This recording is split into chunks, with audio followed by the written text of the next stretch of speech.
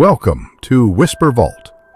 Tonight, we reopen the door to one of America's most chilling unsolved mysteries, the case of Roland T. Owen. Have you ever heard the story of a man who checked into a hotel, used a fake name, locked himself in his room, and ended up dead 3 days later?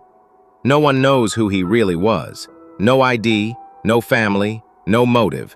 Just blood, silence, and a key card to room 1046. It was January 2nd, 1935.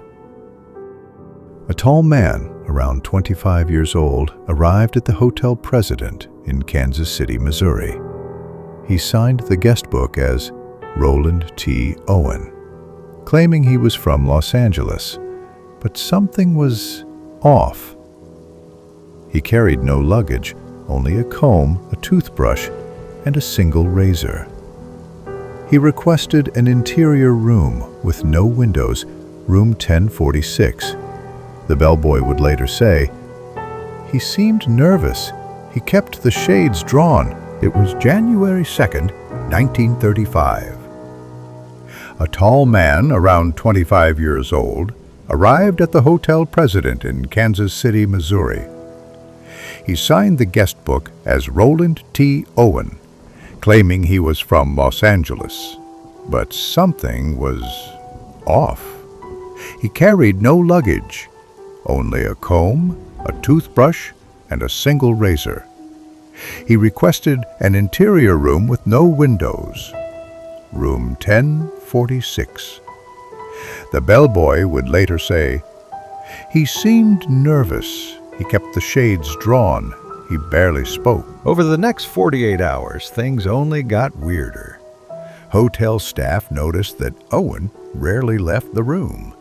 The maid said he would sit in the dark alone, refusing cleaning service. But she also claimed to hear him talking to someone. Once she asked if he wanted fresh towels. He whispered, "No, there's someone in here." But when staff checked, the room appeared empty. The phone was frequently unplugged. He once opened the door, fully dressed, but in total darkness. No lights, no emotion. On the morning of January 5th, the hotel staff noticed the phone was off the hook. Again, the bellboy was sent up. He knocked, no answer. He used a master key. Inside room 1046, he found something no one could have expected.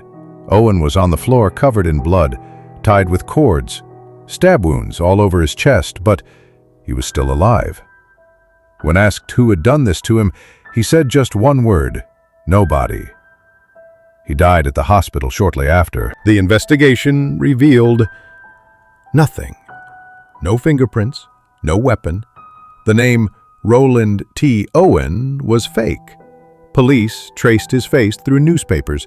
Months later, a woman called the funeral home anonymously. She said, "Don't bury him in a pauper's grave.